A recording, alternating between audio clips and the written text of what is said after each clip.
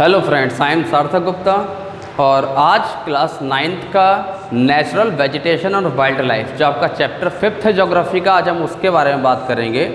तो सबसे पहले तो हम ये समझें कि नेचुरल वेजिटेशन हम बोलते किसको हैं, समझ रहे हो ना। इससे पहले मैंने आपको कई चैप्टर्स बताए, इंडिया साइज और लोकेशन और फिजिकल फीचर्स ऑफ इंडिया। तो अभी हमारा थर्ड टॉपिक है natural vegetation and wild life, और मैं उम्मीद करता हूँ कि पहले की तरह आपको ये चैप्टर भी काफ़ी अच्छे से समझ आएगा, लेकिन इसके लिए आपको समझना पड़ेगा, पहले देखना पड़ेगा क्या है कि natural vegetation and wild life. अब पहले हम ये समझ लें कि पहले हम बात करेंगे नेचुरल वेजिटेशन की। तो जो नेचुरल वेजिटेशन है वो हम बोलते किसको हैं? Natural vegetation refers to a plant community which has grown naturally. मतलब एक ऐसी प्लांट कम्युनिटी जो अपने आप बिना ह्यूमंस की हेल्प के अपने आप ग्रोन अप होती है ना, उसको हम बोलते हैं नेचुरल वेजिटेशन। समझे ना। अवर कंट्री, अब हम इंडिया में मेगा बायोडाइवर्सिटी की भी बात करेंगे। तो our country India is one of the 12, मतलब हमारा जो देश है भारत, वो दुनिया की 12 मेगा बायोडाइवर्सिटीज़ में से एक है, जो कि हमारे इंडिया में 47,000 मतलब 47,000 तरह के प्लांट स्पीसीज हमारे इंडिया में पाए जाते हैं। India occupied 10th place. कौन सा प्लेस? भारत 10वां स्थान पूरी दुनिया में, 10th place in the world and fourth place in Asia. Asia में चौथा स्थान, 4th प्लेस हमारे इंडिया का है। भारत में 15,000 तरह के फूल पाए जाते हैं, फ्लावरिंग प्लांट, जो मतलब फ्लावरिंग प्लांट्स होते हैं ना, 15,000 वैरायटी के हमारे इंडिया में अवेलेबल है, जो कि टोटल वर्ल्ड का 6% है। कितना परसेंट है? 6% है। ओके, अब हम बात करेंगे वर्जन वेजिटेशन की। तो वर्जन वेजिटेशन आपकी बुक में एक दिया गया है, 2nd 3rd पैराग्राफ में आपको दिया गया है। तो ये सेम मैंने ऊपर ही लिख दिया है कि वही पेड़ पौधे, वही वेजिटेशन, वही प्लांट कम्युनिटी जो नेचुरली बिना किसी ह्यूमन एड, ह्यूमन हेल्प के ग्रोन अप होते हैं, उसको हम बोलते हैं नेचुरल वेजिटेशन, और साथ में वर्जिन वेजिटेशन भी। अब हम बात करेंगे flora of fauna. Flora refers to the plant species and fauna refers to the animal species. मतलब फ्लोरा क्या होता है? जो प्लांट के स्पीसीज है उनको हम फ्लोरा बोलते हैं, जो एनिमल के स्पीसीज है उनको हम फना बोलते हैं। ठीक है ना। अब फ्लोरा फना जो कि हमारे इंडिया में इतना ज़्यादा डाइवर्स है, डाइवर्स क्यों है? क्योंकि बहुत ज़्यादा वैरायटी हमारे इंडिया में अवेलेबल है। तो उसके रीजन्स क्या हैं? अलग अलग एरिया में कुछ पेड़ पौधे, कुछ एनिमल्स ऐसे हैं जो एक पर्टिकुलर रीजन पे ही रह पाते हैं। हर जगह वो क्यों नहीं रह पाते, लिव क्यों नहीं कर पाते, सर्वाइव क्यों नहीं कर पाते हैं? क्यों? बिकॉज उसके कुछ रीजन्स हैं, अब वो हम डिस्कस कर रहे हैं ना। देखो क्या क्या causes of divisions in flora and fauna. पहला रिलीफ मतलब लैंड और सॉइल। अब कहने को सर लैंड और सॉइल तो बात एक ही हो गई, ज़मीन में तो मिट्टी होती है, लैंड तो पूरे देश की है ज़मीन, लेकिन मिट्टी पूरे देश में अलग अलग तरह की है। समझ रहे हो ना।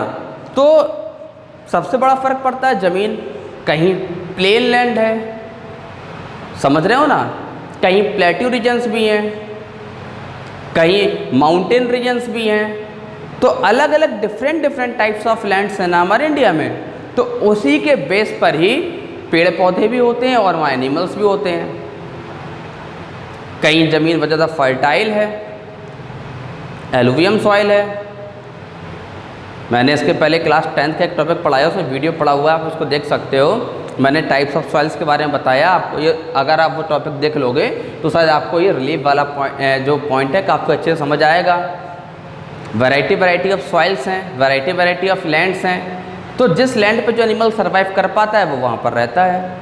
कश्मीर की हम बात करेंगे, वहाँ सर्दी ज़्यादा होती है, ठंड ज़्यादा पड़ती है, बर्फ़ ज़्यादा गिरती है, वहाँ की मिट्टी कुछ अलग तरह की है। वहाँ पे जो एनिमल्स होते हैं वो मोस्टली वही एनिमल सर्वाइव कर पाते हैं जो कोल्ड रीजन्स में सर्वाइव कर पाते हैं।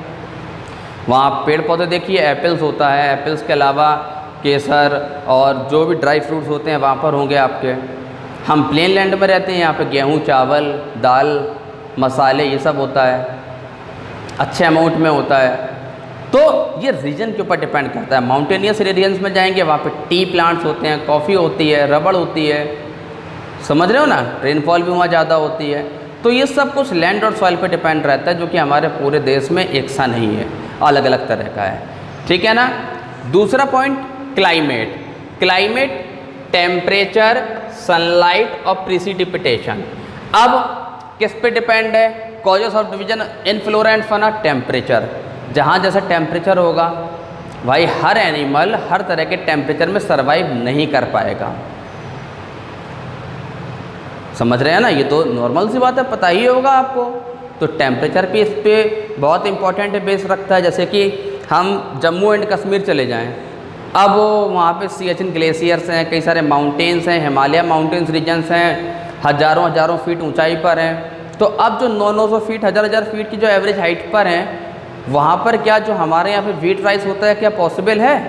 नहीं है ना। जो हमारे यहाँ पे एनिमल्स मिलते हैं, क्या वो एनिमल्स वहाँ पर मिलेंगे हमको? वो सर्वाइव ही नहीं कर पाएंगे वहाँ पे। समझ रहा नहीं आ रहा? तो वहाँ पे याक है और भी कई तरह के जो एनिमल्स होते हैं वो आपको वहाँ पर मिलेंगे। इसके अलावा वहाँ पे जो पेड़ पौधे होते हैं, जो खेती होती है वो अलग तरह की है, काफ़ी कम हो पाती है। एग्रीकल्चर वहाँ पे काफ़ी ज़्यादा लो है। माउंटेनियस रीजन्स पे काफ़ी ऊंचे ऊंचे पहाड़ों पे जहाँ बर्फ़ जमी रहती है, समझ रहे हो ना, वहाँ पेड़ पौधे भी अलग तरह के होते हैं। तो ये हो गया टेम्परेचर की वजह। सनलाइट जहाँ जितनी मिलेगी, जितनी ज़्यादा अच्छी सनलाइट मिलती है, पेड़ पौधे उतनी जल्दी ग्रोन अप करते हैं, ये तो आपको पता ही होगा। और फूड कैसे बनाएंगे, उतनी जल्दी वो ग्रोन अप भी होंगे। तो सनलाइट भी बहुत इंपॉर्टेंट सोर्स है। अब कहीं सनलाइट बहुत धीमी, मतलब बहुत कम आ रही है, वहाँ ठंडा रीजन है, तो वहाँ पे आप समझ सकते हो वहाँ प्रॉब्लम्स तो क्रिएट होनी ही है ना। वहाँ एग्रीकल्चर काफ़ी अच्छा नहीं होगा, हमारे रीजन्स में अच्छा होता है। सनलाइट भी एक बहुत बड़ा इसमें उदाहरण है। आप राजस्थान में जाइए, वहाँ तो धूप बहुत निकलती है, लेकिन वो हद से ज़्यादा वहाँ गर्मी पड़ती है। रीजन क्या है? रीजन सिर्फ एक है कि वहाँ पर सनलाइट तो है, धूप तो निकलती है, लेकिन वहाँ पे पानी बिल्कुल भी नहीं है। तो उस वजह से जो वहाँ की मिट्टी है वो सैंड में कन्वर्ट हो चुकी है और वहाँ पे वेजिटेशन किसी भी तरह का पॉसिबल नहीं हो पाता है। प्रिसिपिटेशन मतलब रेनफॉल, जहाँ जितनी अच्छी प्रिसिपिटेशन होगी, रेनफॉल होगी, वहाँ पे उतने ही अच्छे पेड़ पौधे भी होंगे और उसी तरीके से एनिमल्स भी सर्वाइव कर पाएंगे। राजस्थान में क्या बहुत अच्छी रेनफॉल नहीं होती है ना, तो वहाँ पे एग्रीकल्चर काफ़ी अच्छा नहीं है। डेजर्ट एरिया है, काफ़ी ज़्यादा पार्ट वहाँ का डेजर्ट एरिया में कन्वर्टेड हो चुका है और अभी भी मतलब है ही। ओवरऑली पूरा का पूरा राजस्थान आप देखोगे तो उसमें कुछ ही पार्ट में अच्छी खेती हो पाती है, बकाया में आप देखो डेजर्ट एरिया है। और प्रेसिपिटेशन आसाम चले जाओ, वहाँ अच्छी रेनफॉल होती है, हमारे यहाँ भी ठीक ठाक रेनफॉल होती है। तो यहाँ पे नदियाँ भी हैं, अच्छा पानी भी है, किसानों को पानी मिलता है, खेती किसानी भी अच्छी होती है, एग्रीकल्चर भी अच्छा होता है, जंगल भी अच्छे खासे हैं, कई तरह के जो वाइल्ड एनिमल्स हैं वहाँ सर्वाइव कर पाते हैं। समझ रहे हो ना? ये हो गया। अब हम बात करेंगे इकोसिस्टम। इकोसिस्टम क्या होता है? मतलब इसका होता है इंटरडिपेंडेंट, एक दूसरे पे आत्मनिर्भर होना, एक दूसरे पे डिपेंडेंट होना। मतलब एनिमल्स प्लांट्स पे डिपेंडेंट हैं, प्लांट्स एनिमल पे डिपेंडेंट हैं। प्लांट्स को CO2 मिल रहा है एनिमल से, एनिमल्स को खाना मिल रहा है प्लांट से, रहने के लिए जगह मिल रही है। बंदर रहते हैं पेड़ों पे, रहने के लिए घर मिला ना उनको। घने जंगलों में शेर चीते रहते हैं, लॉयन टाइगर्स रहते हैं, एलिफेंट रहते हैं, और भी जो सारे वाइल्ड एनिमल्स होते हैं वो आपको मिलेंगे। तो उनको सर्वाइव करने के लिए घर मिलता है। स्नैक्स होते हैं, कई सारे ऐसे एनिमल्स होते हैं जो मोस्टली आपको जंगल में, फॉरेस्ट वगैरह में आप जाएंगे तो वहाँ पर आपको मिलेंगे, वो सर्वाइव कर पाते हैं। तो प्लांट एनिमल्स पे डिपेंडेंट है, एनिमल्स प्लांट पे डिपेंडेंट है, तो इंटरडिपेंडेंट हो गया, इसको इकोसिस्टम बोलते हैं। ओके, अब हम बात करेंगे टाइप्स ऑफ वेजिटेशन। तो जो वेजिटेशन है वो कितने तरीके का है, कितने प्रकार का है, अब हम इसके बारे में डिस्कस करेंगे। तो पहला है ट्रॉपिकल एवरग्रीन फॉरेस्ट, दूसरा मैंने शॉर्ट फॉर्म में लिख दिया TDF, मतलब इसका हो गया ट्रॉपिकल डेसिडियस फॉरेस्ट। तीसरा है TTF&S, मतलब tropical thorn forest and shrubs, Rajasthan वाली की बात हो रही है। फिर फोर्थ पार्ट आपका कौन सा है? माउंटेन फॉरेस्ट, और फिफ्थ पार्ट आपका कौन सा है? मैंग्रोव फॉरेस्ट, जो मोस्टली आपको जहाँ नदियाँ अच्छी खासी लबालब होंगी, दलदल वाला एरिया होता है ना, कीचड़ वाला, उसके वो मैंग्रोव फॉरेस्ट हो गया। माउंटेन फॉरेस्ट, पहाड़ ऊंची चोटियों की बात हो गई।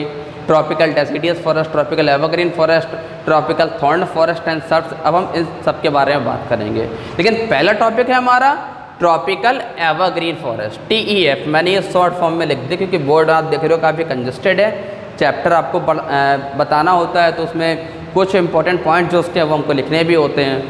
तो ट्रॉपिकल एवरग्रीन फॉरेस्ट की हम बात करेंगे, यहाँ पर रेनफॉल काफ़ी ज़्यादा हैवी होती है, ज़्यादा होती है, 200 सेंटीमीटर और उससे मोर भी ज़्यादा भी हो जाती है।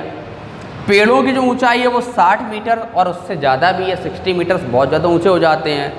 टेम्परेचर यहाँ का जो रहता है क्लाइमेट वार्म है और वेट रहता है, समझ रहे हो ना। उसके अलावा थ्रू आउट द ईयर, पूरे साल भर लग्जरियंट वेजिटेशन, हर तरह का यहाँ वेजिटेशन है, बहुत जॉयफुल, बहुत अच्छा वेजिटेशन है यहाँ पर। और हर प्रकार के all kinds of trees, creepers, shrubs, commercially important plants जो होते हैं ना, हर तरह के यहाँ पे मोस्टली पेड़ पौधे, क्रीपर्स और सर्ब्स आपको मिल जाएंगी। कमर्शियली जो मतलब जिनको बेच के पैसा अच्छा कमाया जा सकता है, कमर्शियली जो हमारे लिए इम्पोर्टेंट होते हैं, जिन पेड़ पौधों को बेच के मतलब उनसे जो इनकम होती है, आमदनी होती है, काफ़ी अच्छी हो सकती है।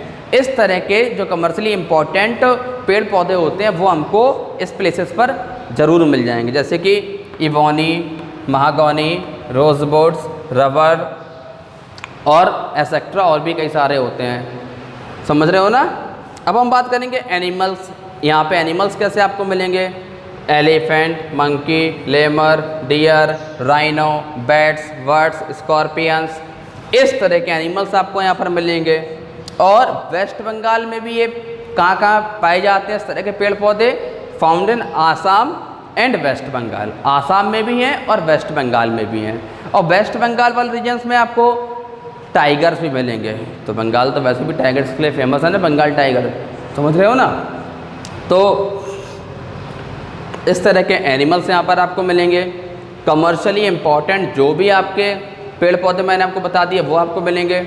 अब रोज़वुड है, मार्केट में आप देखो अच्छे अमाउंट में बिकता है। रबड़ देखिए, रबड़ की खेती होती है ना, काफ़ी अमाउंट में, अच्छे अमाउंट में बिकता है। फैक्ट्रीज, इंडस्ट्रीज इनको परचेज़ करती हैं, फिर इससे टायर्स बनते हैं, ट्यूब्स बनते हैं, और भी कई सारे जो रबड़ के प्रोडक्ट्स होते हैं वो सभी आपको पता है। इतने तो होशियार तुम लोग हो ही, समझते हैं। नहीं होता हो कुछ नहीं कह सकते, पढ़ाई करो उसके लिए, होशियार हो जाओगे, ठीक है ना। तो आज का ये हमारा टॉपिक हम यहीं एंड करते हैं, ट्रॉपिकल एवरग्रीन फॉरेस्ट पे। और अब इसके जो दूसरे पार्ट्स हैं, tropical deciduous forest, tropical thorn forest and shrubs, mountain forest, mangrove forest, tropical mangrove forest के बाद आपका जो पार्ट आएगा वो वाइल्ड लाइफ का आएगा। हमारे इंडिया में जो वाइल्ड लाइफ है वो कितनी रिच है, कितने तरह के एनिमल्स हमारे इंडिया में हैं, फिशेस की कितनी वैरायटी हमारे इंडिया में है, बहुत तरह की वैरायटी हमारे इंडिया में फिश मछलियों की है, समुद्री एरियाज़ में, नदियों में पाई जाती है। वाइल्ड लाइफ में किस तरह की वाइल्ड लाइफ हमारे इंडिया में मौजूद है, क्या क्या हमारे इंडिया में जंगली जो जानवर होते हैं वो कितनी उनकी प्रजातियां, लगभग 90,000 90,000 के आसपास में वाइल्ड एनिमल्स की जो मतलब जो प्रजाति बोलते हैं ना, उसकी वैरायटी वो हमारे इंडिया में अवेलेबल है। गवर्नमेंट ने किस किस तरीके से वाइल्ड लाइफ को प्रोटेक्ट करने के लिए कितने सेंटर्स और कितने जू, कितने रिजर्व सेंटर्स बनाए हैं, वाइल्ड लाइफ सेंचुरीज बनाई हैं, बर्ड सेंचुरी बनाई है, जहाँ पे वाइल्ड एनिमल सुरक्षित रह सकें। क्योंकि शिकारियों ने और पहले के लोगों ने शेर चीतों को मारा अपने शौक़ के लिए, उनके जो खाल वगैरह होती है ना, जो नाखून दांत होते हैं, बहुत अच्छे अमाउंट में सेल की, सप्लाई की। तो ये सभी, इस सभी के बारे में पढ़ेंगे कि जिससे हमारे जो वाइल्ड लाइफ को नुकसान हुआ वो कितना ज़्यादा नुकसान हुआ, और गवर्नमेंट ने कंजर्व करने के लिए, उनको बचाने के लिए क्या क्या स्टेप्स उठाए हैं, क्या क्या स्टेप्स लिए हैं, ये सभी हम आपको नेक्स्ट वीडियो में बताएंगे। और नेक्स्ट वीडियो हम जब स्टार्ट करेंगे आपका, तो मेरा वो वीडियो आपका tropical thorn forest and SERB से स्टार्ट होगा, क्योंकि आज मैंने आपको ट्रॉपिकल एवरग्रीन फॉरेस्ट ऑलरेडी बता दिया है। और इसके बाद हम एक न्यू वीडियो के साथ में आपको मिलेंगे। तब तक के लिए गुड बाय, अच्छे से पढ़ाई करें। कोई भी दिक्कत आपको, प्रॉब्लम, समस्या हो तो आप मुझे कमेंट बॉक्स में कमेंट कर सकते हो, आपको उसके सारे रिप्लाई मिलेंगे। और जो भी आप क्वेश्चन पूछोगे टॉपिक से रिलेटेड, उसके टॉपिक से बाहर पूछोगे मैं रिप्लाई नहीं करूँगा, टॉपिक से रिलेटेड पूछोगे आपको रिप्लाई मिल जाएगा। और मिलते हैं एक नई वीडियो के साथ में। सो आई होप आपको ये समझ आया होगा। Thank you so much. पढ़िए, हंसिए, मुस्कुराते रहिए।